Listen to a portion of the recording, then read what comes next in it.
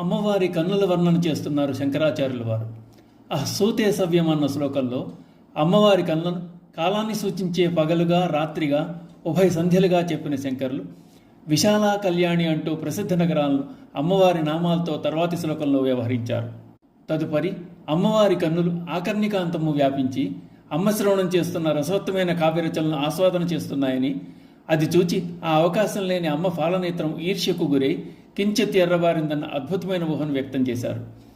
ప్రస్తుత శ్లోకంలో అమ్మ చూపులు నవరసభరితములని అంటున్నారు.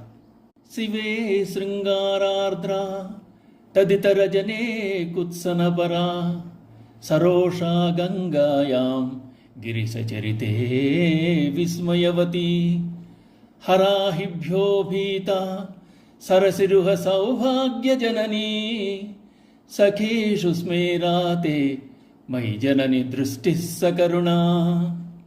జనని, నీ యొక్క చూపు సదాశివుని యందు శృంగారము ఆర్ద్రము, సదాశివుని కంటే ఇతరమైన విషయములందు భీభత్సము, గంగాదేవి పట్ల రౌద్రము, శివుని త్రిపుర విజయాదిగాథలందు ఆశ్చర్య అద్భుతము, శివుడు ధరించిన సర్పముల వలన భయానక రసము, చెలికత్తల యందు మొలకనవ్వుతో హాస్యము, పద్మముల యొక్క సౌభాగ్యమును ఓడించు వీరరసము, నా యందు దయతో శాంతరసమును కురిపిస్తోంది. శృంగార హాస్య కరుణ రౌద్రవీర భయానక భీభత్సాద్భుత శాంతాఖ్య రస నవసమీరితా అన్నట్లు రసాలు 9. అమ్మవారి కన్నుల్లో అమ్మవారి చూపుల్లో నవరసాలు ఒలికిస్తోంది. ఇక్కడ చెబుతున్న వాటిలో 8 రసాలు మాత్రమే చూపిస్తున్నారు. 9వ రసం శాంతం కనపడదు. శాంతం అనేది ఏ ఉద్వేగాలు లేనిది, వికారాలు లేనిది. శాంతం అనేది మూల చైతన్యం.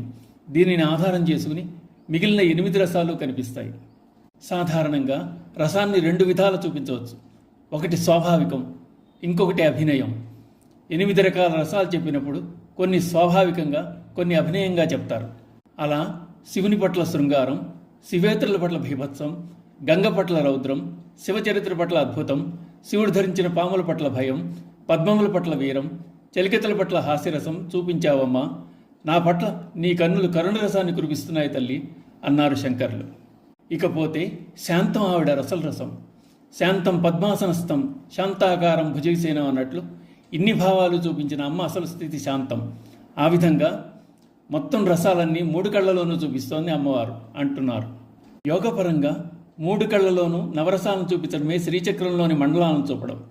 శ్రీచక్రంలో నవావరణలు, త్రైలోక్య మోహన చక్రంలో ఉన్నది శృంగార రసం. అక్కడ నుంచి క్రమంగా వర్ణింపబడుతూ బిందు స్థానంలో శాంతరసం చిలికిస్తోంది అమ్మ. శ్రీ మాత్రే నమః.